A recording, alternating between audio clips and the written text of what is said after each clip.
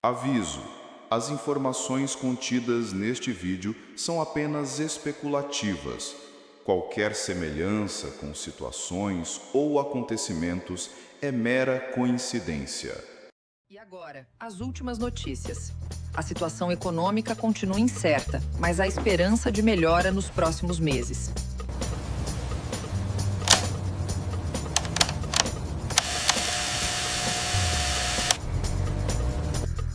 As principais notícias do dia. Em Brasília, o Congresso debate novas medidas econômicas que podem impactar os preços dos alimentos básicos em todo o país. Enquanto isso, em Genebra, líderes mundiais se reúnem para discutir a crise climática, buscando acordos para a redução de emissões de carbono. E essas foram as notícias de hoje. Olá! Hoje a gente vai mergulhar fundo nos argumentos de um livro bem polêmico, O Jogo Final, do físico Dr. Joaquim Sonntag. A ideia aqui é destrinchar o que a obra alega ser um plano em andamento contra, bem, toda a humanidade. Vamos entender o que ele diz. E logo de cara, o livro já solta esse aviso. É uma frase forte, né? A intenção é clara, colocar as coisas em perspectiva e mostrar que, na visão do autor, o que está em jogo é algo muito, muito sério. Então, a pergunta que guia tudo é essa. E o livro não trata isso como ficção, não. Ele apresenta como se fosse algo que está acontecendo agora. Nesta nossa análise, vamos explorar os pilares desse argumento para entender a tese que ele constrói. Ok, vamos começar pelo começo. A primeira parte fala da premissa central do livro, a ideia de que existe uma tomada de poder acontecendo de forma silenciosa, orquestrada, vinda de cima.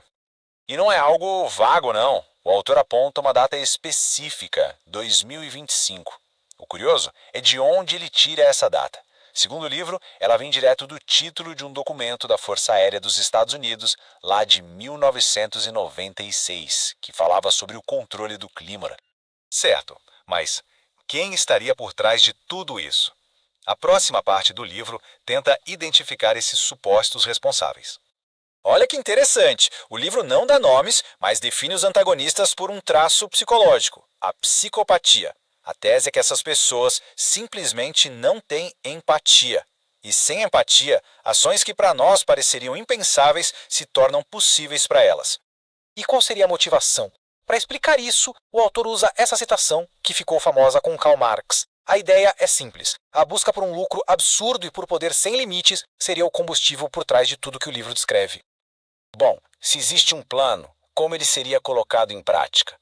Agora a gente entra na parte que detalha o suposto arsenal, um conjunto de armas secretas e bem diversificadas que estariam sendo usadas contra a população. A lista é extensa. O livro fala de manipulação do clima com chemtrails, do uso de nanopartículas, de armas biológicas e até de coisas como controle mental através da radiação 5G e armas de energia dirigida. É muita coisa. E para reforçar o argumento, o autor volta àquele documento da Força Aérea Americana. Ele o apresenta como uma prova de que controlar o clima é um objetivo militar antigo, e não só uma teoria qualquer. Para ilustrar o perigo que ele alega existir no 5G, o livro mostra dados como estes. Dá uma olhada na diferença. De um lado, o limite recomendado por médicos na Alemanha, 1000 microwatts. Do outro, o limite que a lei permite por lá, 10 milhões. É uma diferença de 10 mil vezes. O autor usa isso para levantar a questão. A segurança das pessoas é mesmo a prioridade aqui?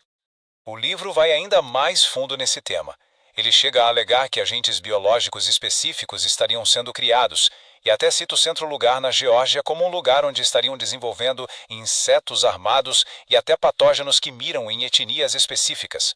Agora, o livro entra num dos assuntos mais quentes do planeta, mas por um ângulo totalmente diferente. Ele defende que a crise climática é, na verdade, uma farsa criada de propósito. E aqui está o pulo do gato do argumento dele sobre o clima. A lógica é a seguinte: já que toda atividade humana gera CO2, controlar o CO2 seria, no fim das contas, a forma definitiva de controlar as pessoas. Como suposta prova, o autor mostra gráficos de temperatura, como essa versão simplificada aqui. Ele alega que os dados brutos originais, na verdade, mostravam uma tendência de resfriamento, mas que depois de ajustes feitos por agências, esses mesmos dados passaram a mostrar um aquecimento forte, criando o que ele chama de uma narrativa artificial.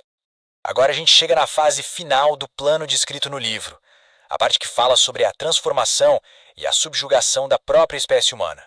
O autor usa essa citação de Vernor-Vind para dar o tom do que ele acredita que está por vir, um futuro onde o conceito de ser humano como a gente conhece hoje simplesmente deixaria de existir. Então, segundo o livro, o roteiro seria este. Primeiro, uma vacinação em massa para inserir nanochips. Depois, certificados digitais ligados a esses chips controlariam tudo. Onde a pessoa pode ir, o que pode comprar. O resultado final, na visão do autor, seria uma gestão total da população que seria tratada como gado.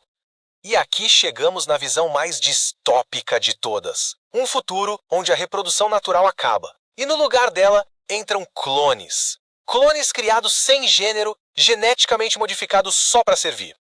Bem, estamos chegando na conclusão do livro. E, como era de se esperar, ela se concentra numa mensagem bem urgente para quem está lendo. Depois de pintar um cenário tão sombrio, o livro se volta para a única pergunta que realmente importa, né? Tem como sair disso? Existe alguma esperança? E essa é a resposta. É uma chamada à ação bem poderosa. A mensagem é que ficar parado, seja por medo ou por comodismo, é o maior risco de todos, porque isso significaria deixar um futuro de escravidão para as próximas gerações. E é com essa reflexão que a gente fecha a nossa análise dos argumentos de O Jogo Final.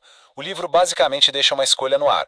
Ou a gente desperta para essa realidade que ele descreve, ou o destino é a escravidão. Uma tese que com certeza faz a gente pensar, concordando ou não com as premissas dele.